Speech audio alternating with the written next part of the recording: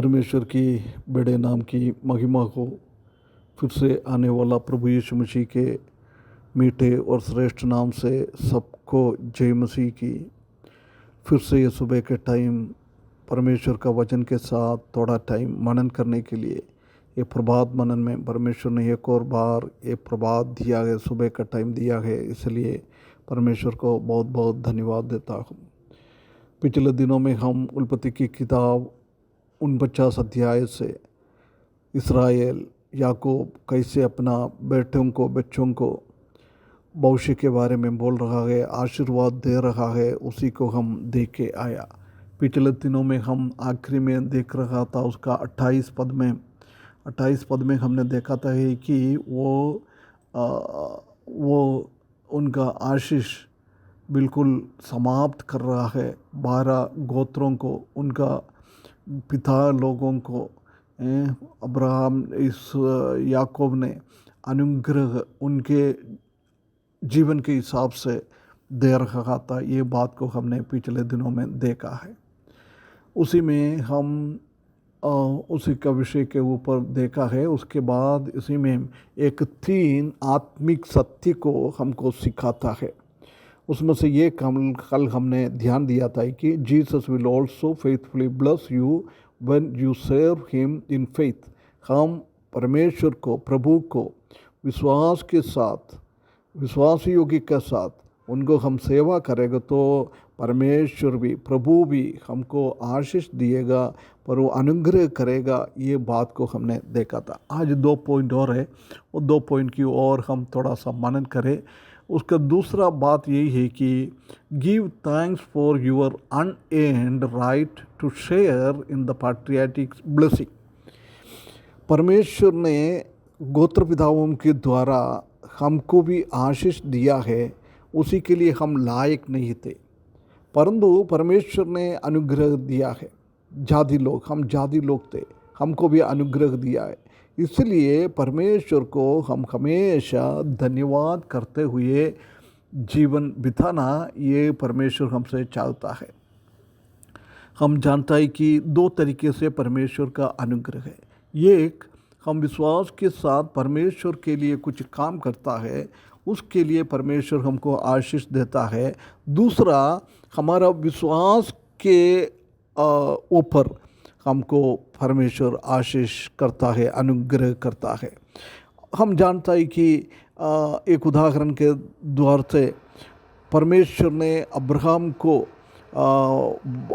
वायदा किया है कि तुम्हारे द्वारा दुनिया के हरेक परिवार, हरेक जाति अनुग्रहित हो जाएगा, ब्लेस्ड हो जाएगा, आशीष हो जाएगा। ये बात को हम देख सकता है। उत्पत्ति की किताब 12 अध्याय उसका 3 पद में, 17 अध्याय उसका 14 पद में, 18 अध्याय 18 पद में, 22 अध्याय 18 पद में, 26 अध्याय 4 पद में, 28 अध्याय 14 पद में, यहोशू 24 का 3 में, यशायाह की 51 की 2 में।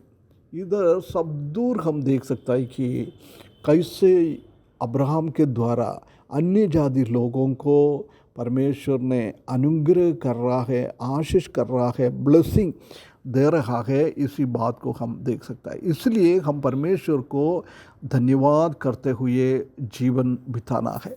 उसके बाद गलातियों की पत्री 3 अध्याय उसका 29 पद में हम देख सकता है कि जो कोई प्रभु में अभी है वो अब्राहम को और उनका संतानों को परमेश्वर ने वायदा किया है, उसी के द्वारा हम भी आशीष पाया है।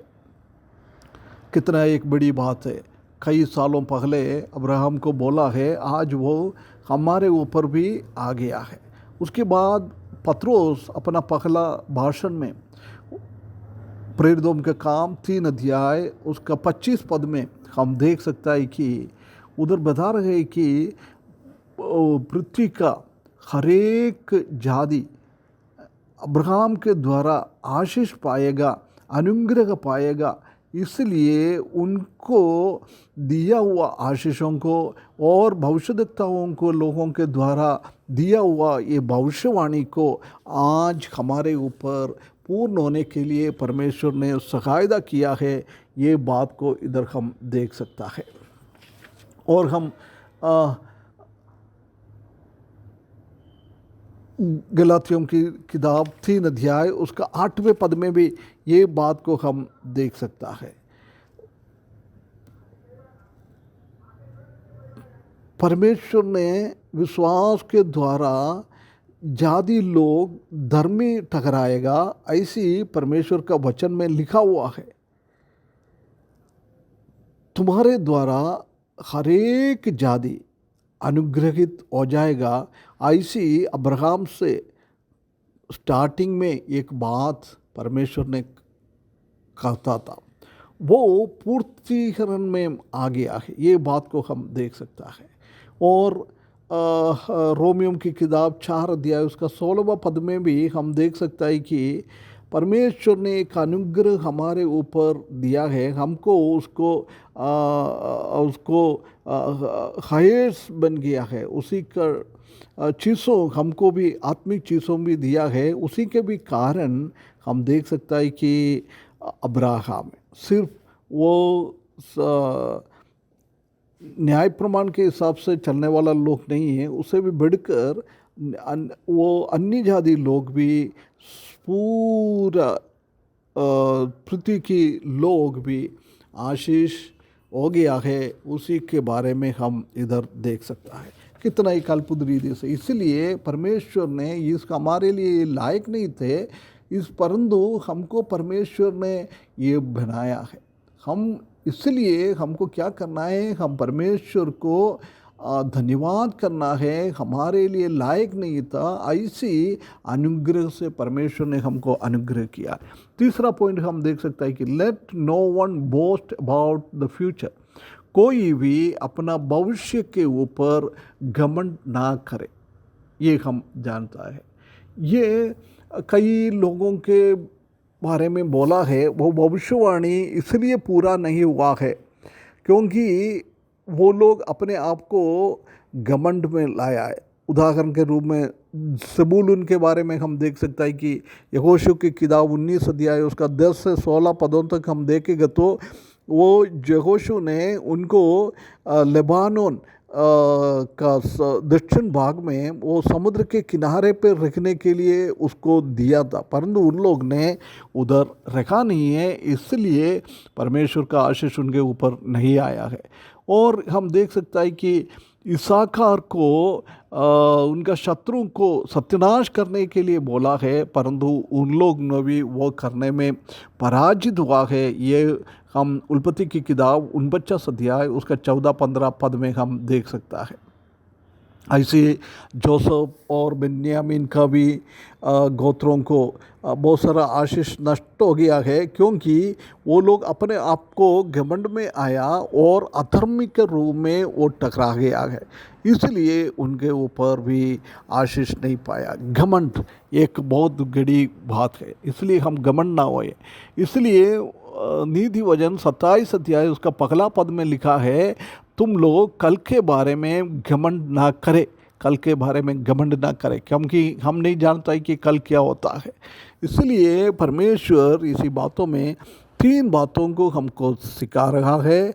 हम परमेश्वर के सामने विश्वास योगी के साथ परमेश्वर का सेवा करेगा तो प्रभु हमको विश्वास योगी के साथ आशीष दिएगा। उसके बाद हमारे लिए कोई लायक नहीं था, ऐसी चीज़ परमेश्वर ने अब्राहम के द्वारा हमको भी आशीष किया है, इसलिए वो याद करते हुए परमेश्वर को धन्यवाद करते हुए हमारा जीवन बिताना है। तीसरा, हम भविष्य के बारे में सोचकर घमंड ना करें। इसलिए हमको क्या करना है, हम परमेश्वर ने हमारे ऊपर दिया हुआ ब्लेसिंग को, अनुग्रह को, वो कभी भी हम तुच्छ ना जानना है। वो बिना तुच्छ ना जानते हुए मानते हुए हम क्या करना है, धन्यवाद के साथ अपने आप को विनम्र करते हुए विश्वास योग्य के साथ प्रभु का सेवा कर पाए। इसलिए परमेश्वर ने हमको बुलाया है। प्रिय भाइयों बहनों, इस वचन के द्वारा परमेश्वर हमको सहायता करे, हम परमेश्वर का अनुग्रह को तुच्छ ना जाने, धन्यवाद के साथ अपने आप को विनम्र करते हुए परमेश्वर की सेवा विश्वासी योग्य के साथ कर पाए, उसके बड़े नाम की महिमा हो।